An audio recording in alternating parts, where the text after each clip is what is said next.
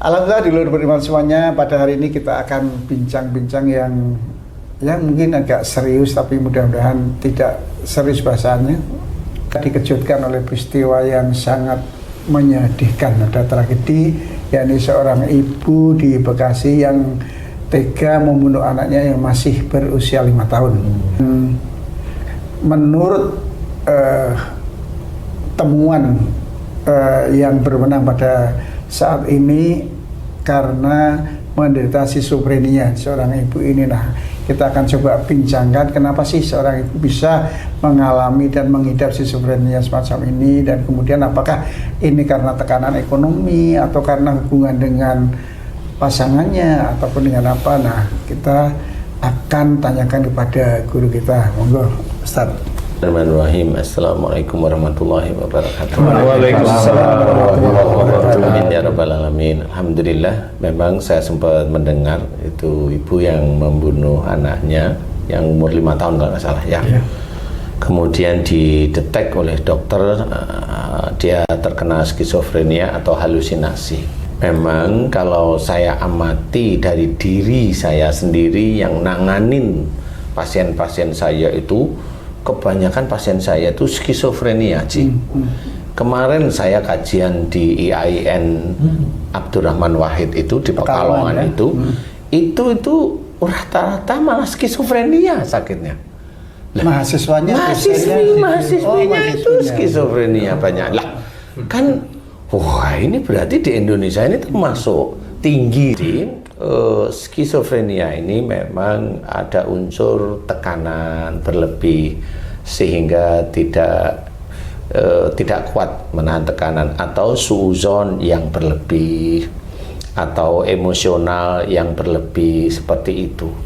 Memang ini tidak ada obatnya di dunia, Ci. Tapi selama saya menangani kasus-kasus skizofrenia, alhamdulillah oleh Allah Ta'ala diberi kesembuhan pasien-pasien saya.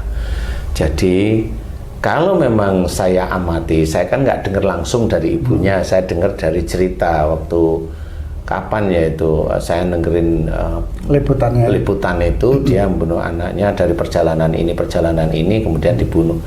Itu dari perjalanan itu berarti ada yang bisikin di kepalanya itu, bisikin untuk pergi biasanya. Nah, biasanya kasus yang dia pergi dulu baru membunuh ini, biasanya kasusnya adalah kejengkelan dia atau kemarahan dia itu dengan suaminya. Biasanya seperti itu. Kejengkelan dia dengan suaminya, dan itu sudah bertahun-tahun.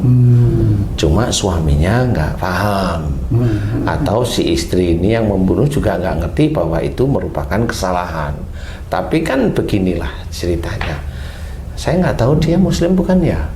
Pakai jilbab deh. Pakai jilbab ya, berarti muslim. Nah, disinilah yang harus kita ketahui.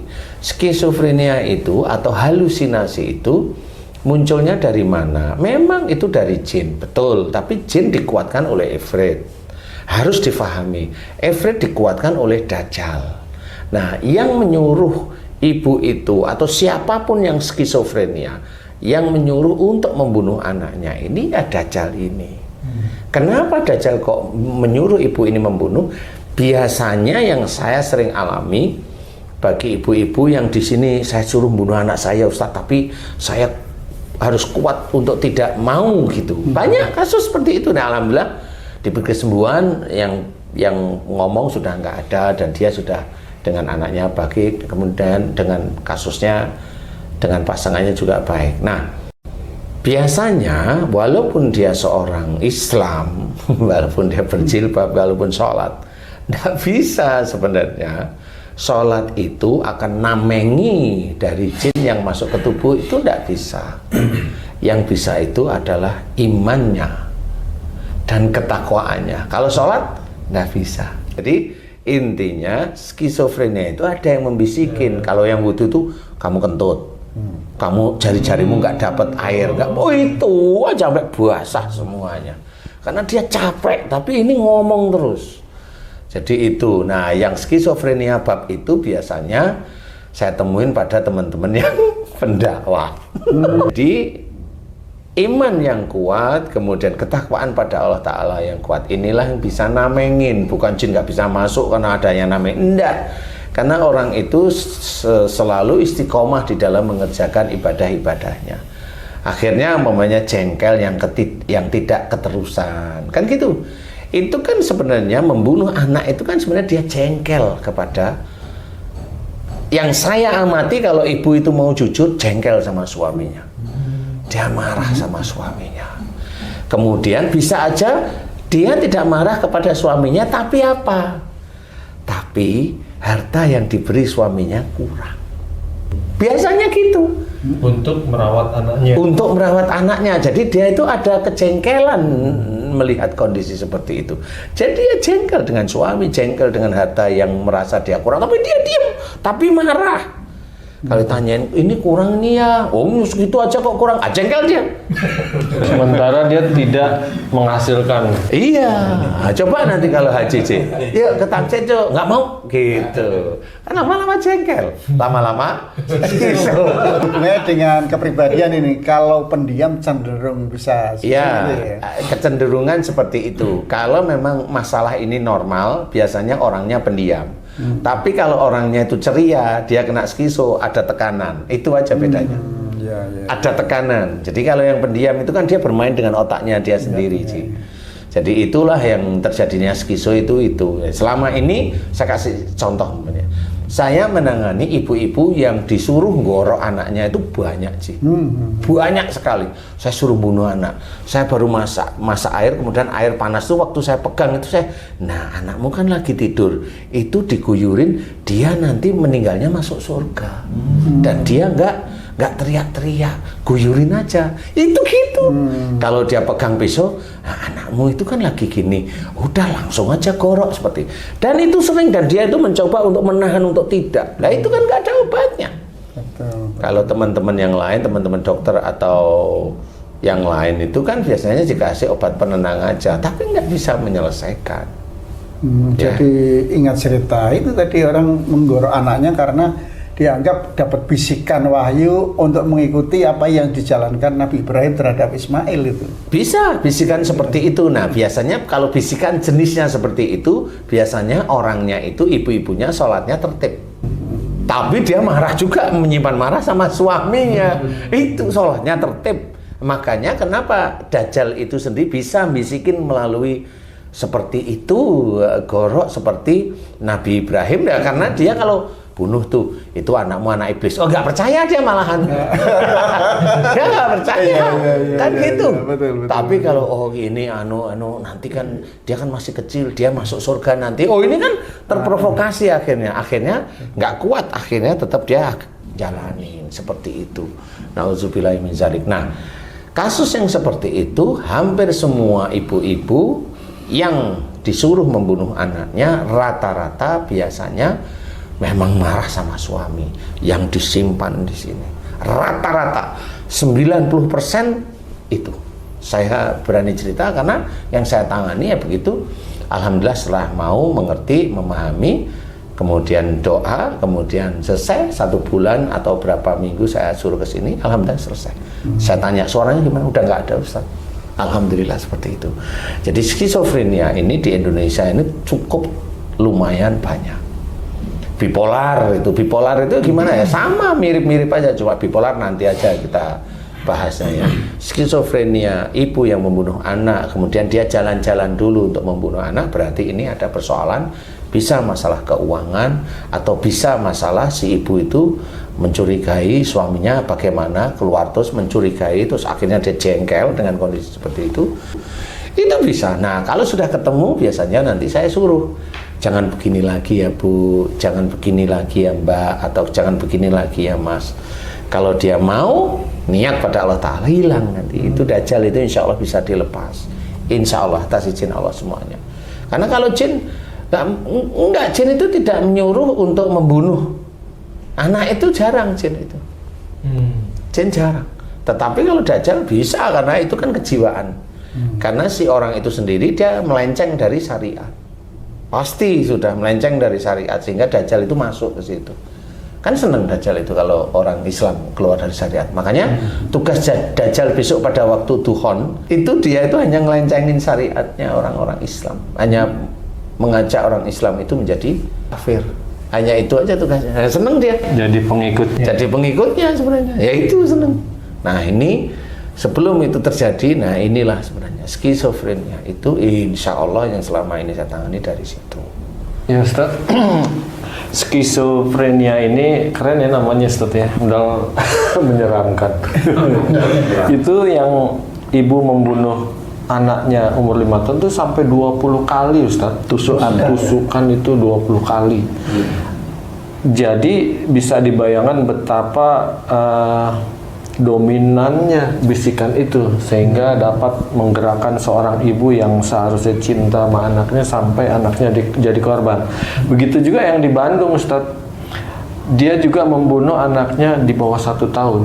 Karena kalau yang di Bekasi ini saya belum dapat apa bisikannya, beritanya, tapi kalau yang di Bandung itu udah diberitakan bisikannya adalah kamu tidak mampu merawat anak itu, kirim saja ke surga. Tapi memang orang yang tidak mampu itu ya. Saya belum dapat gambaran dia tidak mampunya gitu. Tapi kalau kalimatnya seperti itu, dia merasa tidak mampu. Jadi bisa aja ditinggal sama suaminya agak jauh sehingga dia kekurangan masalah finansial seperti itu. Kalau itu kan kita anggap ekonominya lemah. Tapi kalau yang di Bekasi ini dia punya rumah di perumahan elit, entah dia kontrak atau dia punya, itu perumahannya elit. Artinya taraf hidupnya tinggi. Nah, sebenarnya selama ini kita beranggapan skizofrenia ini kebanyakan diderita oleh ekonomi lemah karena tekanan hidup. Tapi sekarang udah terbuka lagi ekonomi menengah ke atas. Kena juga skizo ini. Jadi sebenarnya tingkat ekonomi itu nggak berperan jauh, Ustaz? Enggak. Memang kalau skizo itu siapapun kalau dia keluar dari syariat cara berpikirnya ya kena. Kena. Usia berapa biasa? Biasanya usianya usia nanggung ya. Usia nanggung biasanya usia nanggung. Usia nanggung itu usia di bawah 50.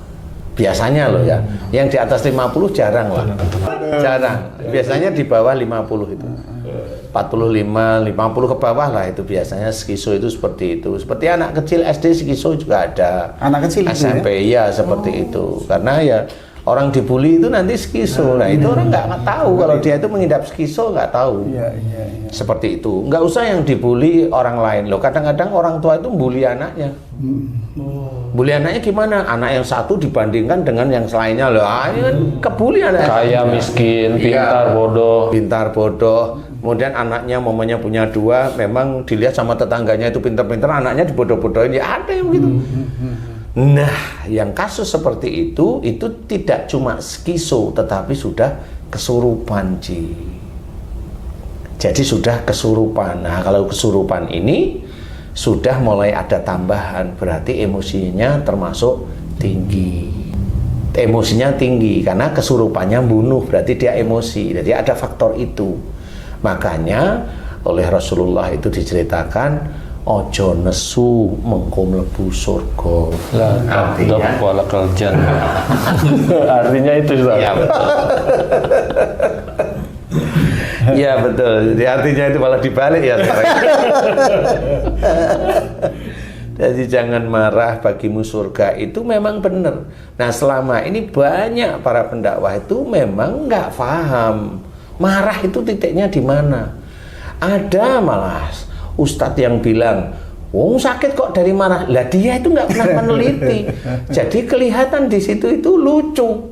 Padahal kalau dia itu punya jamaah, dia ngomong di depan jamaah bahwa sakit kok dari marah. Padahal yang dia omongkan itu salah, semua jamaahnya salah. Dan itu akan menjadi dosa jariah walaupun dia ustadz. Nah, inilah yang harus diketahui. Karena apa? Pada saat seorang yang saya tangani, ini bukan ibu ya, saya tangani dia menggorok ini, saya tanyain, marah sama suami. Iya, betul. Kenapa? Masalah ini ustadz? Iya. pengen sembuh nggak? Pengen. Maafkan suami. Cukup gitu saya. Mau ngerti maksudnya maafkan suami. Ngerti Ustaz. Nggak usah. Doain aja suami jadi soleh, cukup. Ya, doakan suami agar soleh. Udah selesai itu, dia paham, selesai. Balik lagi kemari, suara sudah tidak ada. Ada ibu-ibu yang suruh bunuh diri, suruh naik mobil, suruh nabrak, naik sepeda motor, suruh jegur, suruh nyemplung jurang, itu seperti ada yang seperti itu. Nah itu gara-garanya dia tidak tahu apa-apa, dicerai sama suaminya. Lah kan bingung dia. Itu caranya kalau mau skiso Ji. Jadi itu beneran ini. Sehingga saya kasih tahu ya Bu, ya namanya perasaan kan gimana ya. Saya ngerti. Akhirnya Bu udah terima aja karena Allah ya. Ya Ustaz, saya sebenarnya sekarang sudah nerima, tapi kenapa suara ini masih? Lah kan dulu belum pernah mohon ampun. Nah, baru dia nah, sekarang mohon ampun ini sekali, alhamdulillah hilang seperti itu dan nggak pernah lagi muncul. Nah, banyak kasus skiso ini, makanya di sini kita ceritakan. Kalau memang ada teman-teman pendakwah yang bisa nangani skiso, tangani. Dari mana? Saya kasih jalan, saya kasih analisanya. Memang ada jin, ada ifrit, ada dajjal, selesaikan itu. Bagaimana caranya? Ya dikembalikan lagi. Yang namanya orang berbuat dosa itu harus kembali jalan Allah dengan bertobat, mohon ampun, harus istiqomah seperti itu. Nah insya Allah kalau itu dikerjakan, insya Allah Allah mudah-mudahan berikan kesembuhannya. Amin ya rabbal alamin. Disitulah sebenarnya kasus dari skiso. Nah biasanya kalau di negara barat skiso itu memang ya ditahan tapi dalam bentuk perawatan. Seperti itu diobati. Kalau memang mau ya kita ngobrol aja, memang serius skiso, ayo kita bicarakan. Ini cara-cara Islami. Skiso itu dari mana? Umpamanya marah tidak boleh. La tadab walakal jannah. Kemudian disitulah tidak boleh itu harus memaafkan. Makanya Allah menyuruhnya fa'fu anhu, maafkanlah mereka. Itu sebenarnya kan Islam. Nah kalau kita sudah terlanjur ya tobatlah. Wasyari'u ila magfirati min rabbikum wa tubu ila Allahi jami'an ayyuhal mu'minun. Banyak sekali ayat-ayat yang kita disuruh bertobat kepada Allah Ta'ala. Makanya saya jawab, saya memberikan gambaran, saya menganalisa ini insya Allah tidak keluar dari syariat, tidak keluar dari Quran, tidak keluar dari hadis yang sahih. Jadi tidak perlu takut dan alhamdulillah banyak yang diberi kesembuhan oleh Allah Ta'ala. Mudah-mudahan ini bisa menjadi manfaat. Amin ya rabbal alamin. Allahu a'lam.